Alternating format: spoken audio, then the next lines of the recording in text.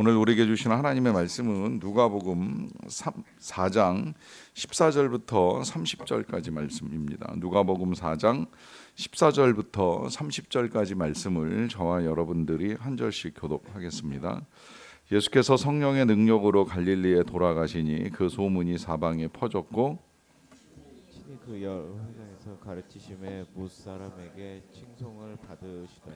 예수께서 그 자라나신 곳 나사렛에 이르사 안식일에 늘 하시던 대로 회당에 들어가사 성경을 읽으려고 서심해 선지자 이사야의 글을 들이거늘 책을 펴서 이렇게 기록된 데를 찾으시니 곧 주의 성령이 내게 임하셨으니 이는 가난한 자에게 복음을 전하게 하시려고 내게 기름을 부으시고 나를 보내사 포로된 자에게 자유를 눈먼 자에게 다시 보게 함을 전파하며 눌린 자를 자유롭게 하고 주의 은혜의 해를 전파하게 하려 하심이라 하였더라.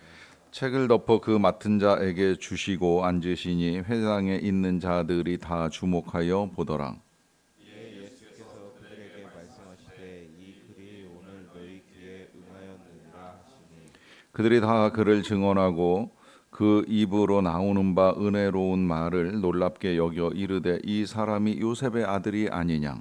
예수께서 그들에게 이르시되 너희가 반드시 의사야 너 자신을 고치라는 속담을 인용하여 내게 말하기를 우리가 들은 바 가버나움에서 행한 일을 내 고향 여기서도 행하라 하리라. 또 이르시되 내가 진실로 너희에게 이르노니 선지자가 고향에서는 환영을 받는 자가 없느니라. 내가 참으로 너희에게 이르노니 엘리야 시대에 하늘이 3년 6개월간 닫히어 온 땅에 큰 흉년이 들었을 때에 이스라엘에 많은 가무가 있었으되 엘리야가 그중 한 사람에게도 보내심을 받지 않고 오직 시돈 땅에 있는 사렙다의 한 과부에게 뿐이었으며 또 선지자 엘리사 때에 이스라엘에 많은 나병 환자가 있었을 때 그 중에 한 사람도 깨끗함을 얻지 못하고 오직 수리아 사람 나아만 뿐이었느니라. 회당에 있는 자들이 이것을 듣고 다 크게 화가 나서 일어나 동네 밖으로 쫓아내어 그 동네가 건설된 산 낭떠러지까지 끌고 가서 밀쳐 떨어뜨리고자 하되 같이 읽습니다. 예수께서 그들 가운데로 지나서 가시니라. 아멘. 미국 성공의 워싱턴 주교인 이 마리아 버드가 워싱턴 국립대성당에서 설교를 했습니다. 이 예배는 특별히 국가를 위한 기도 예배로 지칭되는 예배로 이 트럼프 대통령을 모시고 드린 예배로 알고 있는데 이 예배에서 이 마리안 버드 주교가 설교하는 중에 불법 이민자들에게 또 약자들에게 자비를 베풀어 줄 것에 대한 메시지를 전했습니다. 그들 나라에 살고 있는 이 사람들 중에는 야간에 병원에서 고생하는 사람도 있고 농장에 농부로 일을 하고 또 청소와 여러 가지 바닥에 지저분한 일들을 하는 사람들인데 이 사람들이 대개 이제 전쟁이나 박해를 피하여 건너온 사람들이라 그 나라의 시민권을 갖고 있지 못하기 때문에 이들에게 자비와 한대를 베풀어 줄 것에 대한 요청이었습니다. 설교 시간 중에 이 불편한 표정으로 앉아 있었던 트럼프 대통령에게 기자가 질문을 했는데 마지막에 이 트럼프가 했던 소감은 좋은 설교가 아닌 것 같다라고 하는 답변으로 기사가 전해졌습니다. 설교의 내용 자체가 크게 문제가 있었을까 하는 생각을 해봅니다. 그 내용 중에는 이 나그네를 환대하라고 하셨던 하나님의 말씀, 너희도 이 땅에서 이방 백성이었다라고 하는 사실을 기억하라고 하시면서 이 나그네에 대한 환대를 말씀하신 하나님의 뜻을 이제 그대로 전한 것이 아니겠는가 하는 생각을 하게 되는데 이러한 메시지가 이제 듣는 사람에게 따라서는 은혜로운 설교가 될 수도 있고 또 누군가에게는 이제 불편한 설교나 좋지 않은 설교로 들릴 수도 있다라고 하는 것을 보게 됩니다. 이 설교라고 하는 것이 참 어렵습니다. 어떤 설교에 누군가는 은혜를 받을지도 모르지만 또 누군가는 이제 불편함을 느낄 수도 있다라고 하는 생각을 하게 되는데요. 뭐 이것이 이제 하나님의 말씀으로 전해지지만 또 한편으로는 목사의 생각이 아니냐 혹은 뭐 주교의 생각이 아니냐라고 하는 것 때문에 있을 수 있는 일이라고 여겨집니다.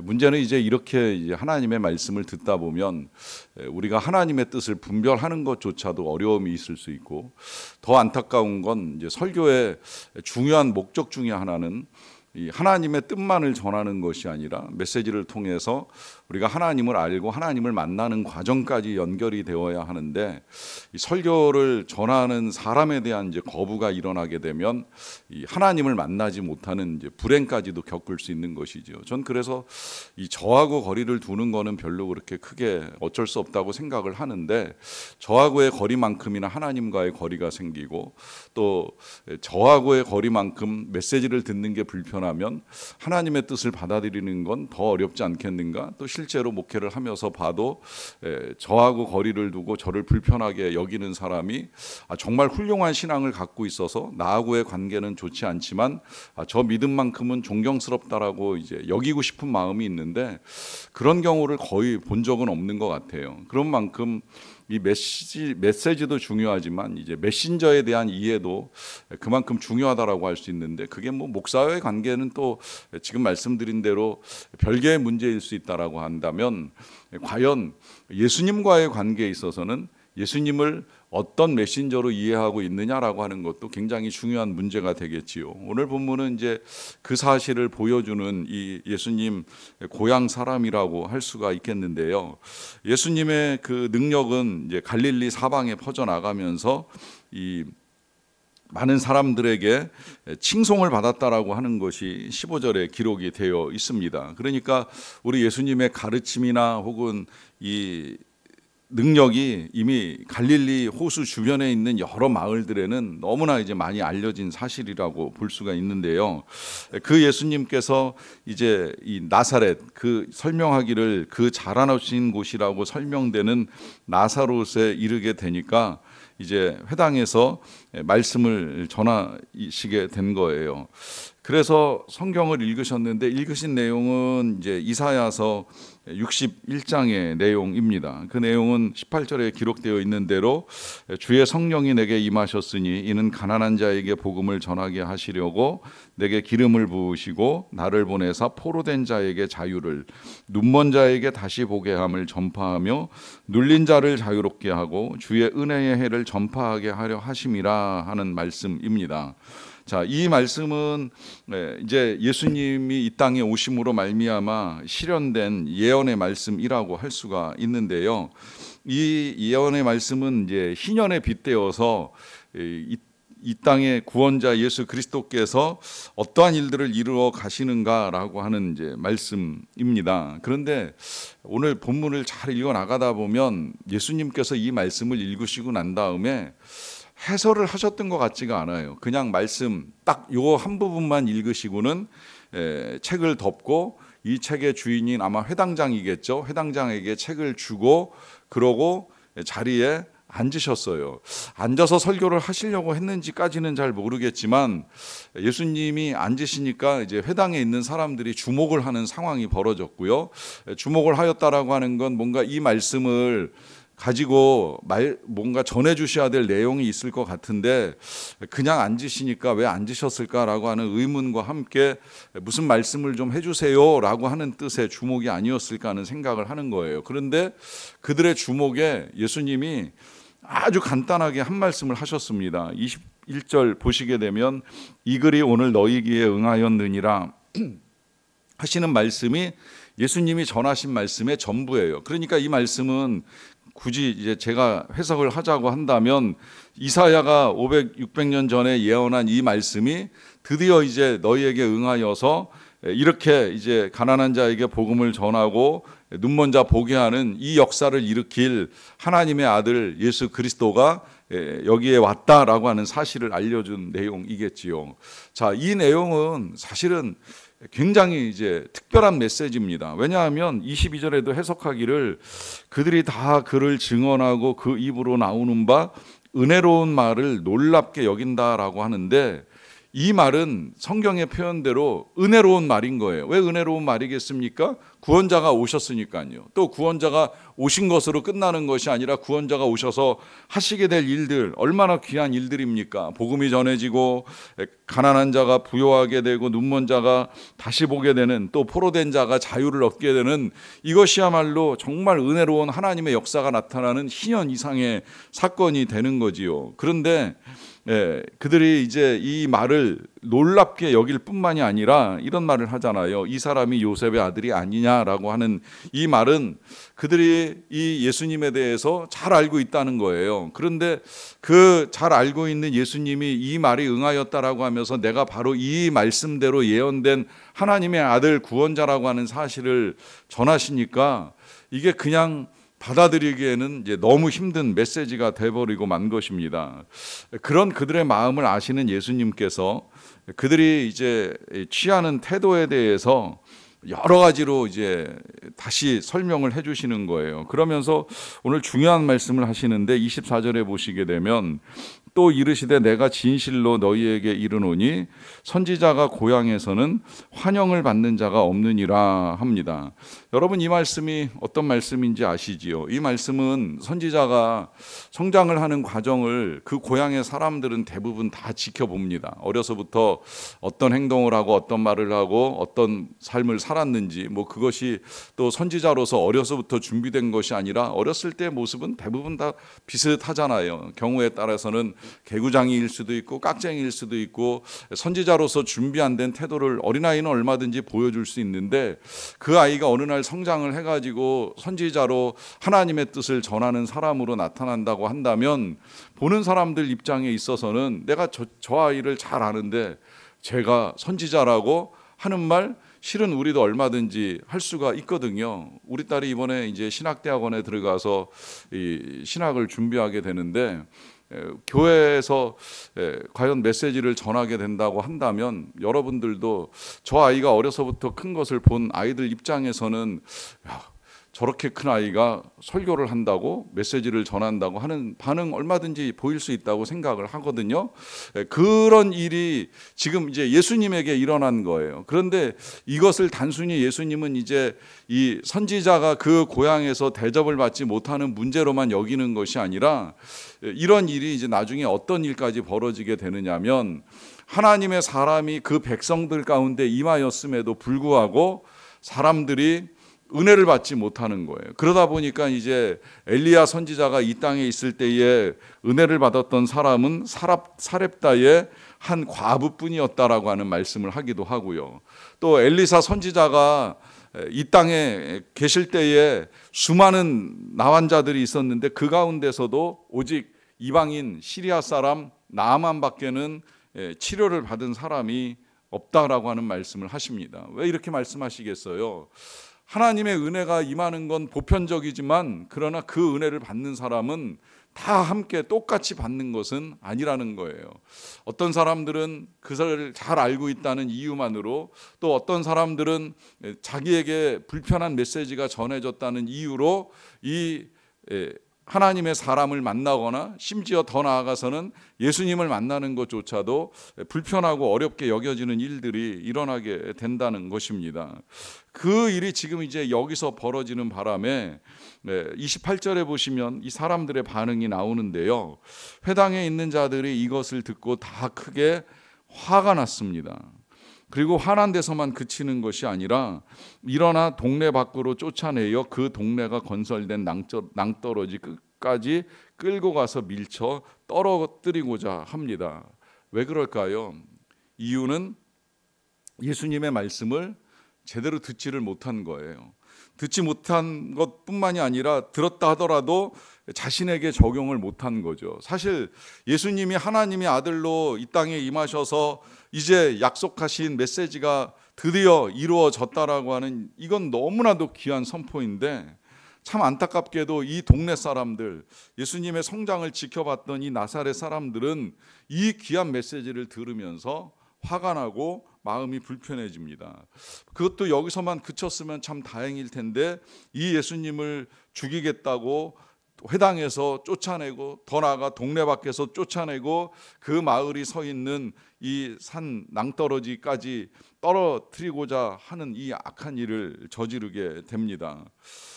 그러다 보니까 우리 예수님께서 그들 가운데서 지나서 이제 나오는 능력을 바라셨어요. 이 부분이 어떻게 보면 그 마지막 십자가 사건하고는 이제 조금 다른 특별한 능력이라고 여겨지는데, 이 능력만 보더라도 예수님이 십자가에서 내려오실 수 있는 능력이 있다는 건 분명하지요. 왜 죽음을 피할 능력이 없겠습니까? 왜 그들을 물리칠 권세가 없으시겠습니까? 그런데 십자가에서는 우리의 구원을 이루셔야 하겠기에 그 모든 고난을 몸으로 받으셨지만, 여기 이 상황 속에서는 예수님은 지금 이렇게 죽으시는 건 하나님의 뜻이 절대 아니었던 거예요. 그러니까 아무리 많은 사람이 예수님을 밀어내고자 해도 결국은 그들 가운데 지나서 나오시긴 하셨는데, 안타까운 건 이 상황 속에서 예수님을 가장 가까이에서 만날 수 있는 이 동네 사람들이 결국은 예수님을 제대로 만나지 못하고 이해하지 못하는 불행을 겪게 된다는 것입니다. 여러분, 여기서 이제 우리가 어떻게 성경을 읽든지 혹은 누군가로부터 설교를 듣든지 중요한 건 그 모든 것들을 통해서 하나님을 바르게 만나는 것이고, 예수님을 영접하고 또 예수님과 하나님을 아는 데서 자라가는 것이 필요합니다. 그렇지 않으면 어느 순간 나의 그 영적 지혜가 자라는 것이 아니라 우리 스스로가 자라서 내가 대단한 존재인 양 착각을 하고, 그 존재에 대한 착각으로 말미암아 주님조차도 거부하고 미워하고 화를 내는 이 불행한 현실이 초래되고 마는 거예요. 그래서 정말 성장의 아름다운 열매는 갈수록 겸손으로밖에 나타날 수밖에 없는 것이지요. 뭐 이건 우리 속담에서조차도 벼가 익을수록 고개를 숙인다고 이야기를 하는데, 영적으로 다르지 않습니다. 익을수록 고개를 숙이는 거예요. 열매를 맺을수록 낮아지고 겸손해지는 거예요. 이 겸손함이 하나님을 받아들이고 예수님을 만나는 은혜를 누리게 됩니다. 이로 말미암아 더 풍성한 하나님의 은혜와 능력을 경험하며 살아갈 수 있는 저와 여러분들의 믿음과 삶이 되시기를 간절히 축원합니다. 기도하겠습니다. 사랑과 은혜가 풍성하신 아버지 하나님, 감사합니다. 오늘도 우리를 사랑하셔서 이 새벽 주의 전에 이르게 하여 주시고 하나님의 말씀과 함께 하루를 시작할 수 있는 은혜를 베풀어 주신 것을 감사드리옵나이다. 부족한 자가 말씀을 전했지만 하나님의 뜻이 잘 전달되기를 원합니다. 무엇보다 만나서 듣든지 방송으로 듣든지 들을수록 주님을 더 알게 하시고 주님을 만나는 은혜와 감격이 있게 하여 주시고, 또 만남으로 말미암아 영적 지혜가 충만해서 하나님의 뜻을 따라 선하게 살아갈 수 있는 은혜가 모든 교우들에게 임하기를 간절히 원합니다.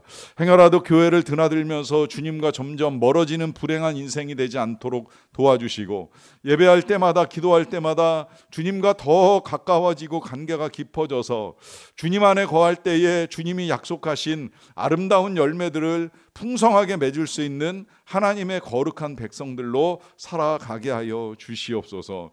그래서 정말로 주님이 우리에게 전해주고자 하셨던 그 구원의 은총과 함께 하나님을 아는 지식에서 자라가며 아름다운 성령의 열매로 추수 때에 하나님께 영광을 올려드리는 모든 성도들이 다 되게 하여 주시옵소서. 그렇게 주님과 함께 살아가는 삶 가운데 필요한 모든 것들을 아시는 우리 하나님께서 은혜 가운데 모든 것들을 채워주실 줄로 믿사옵나이다. 삶에 필요한 것들을 허락하여 주시옵소서. 특별히 이제 곧 다가올 선교를 위하여 준비하는 하나님의 백성들의 모든 준비가 잘 마무리될 수 있도록 도와주시고, 선교를 떠나는 동안에 명절을 보내는 가족들의 마음을 위로하여 주시며, 또한 이 선교지에서 사역을 통하여서도 더욱 많은 열매를 풍성하게 거두는 은혜와 기쁨을 함께 누릴 수 있도록 도와주시옵소서. 이 일에 온 교회 성도들의 마음이 하나가 되게 하여 주신 것을 감사드리고, 우리가 함께 기도하며 중보하는 가운데에 이 선교의 사역들이 더 풍성한 결실을 이루어 갈 수 있도록 은혜를 내려주시기를 간절히 원합니다. 특별히 또한 우리 편찮으신 분들을 하나님께서 긍휼히 여겨주셔서 수술 이후에 모든 회복의 과정이 원만하게 잘 진행될 수 있도록 도와주시고, 또 하나님의 뜻에 따라 부르심을 받아야 하는 분이 계시다고 한다면 그 모든 일들이 가장 좋은 때에 순적하게 이루어질 수 있도록 하나님께서 친히 일정을 다스려 주시옵소서.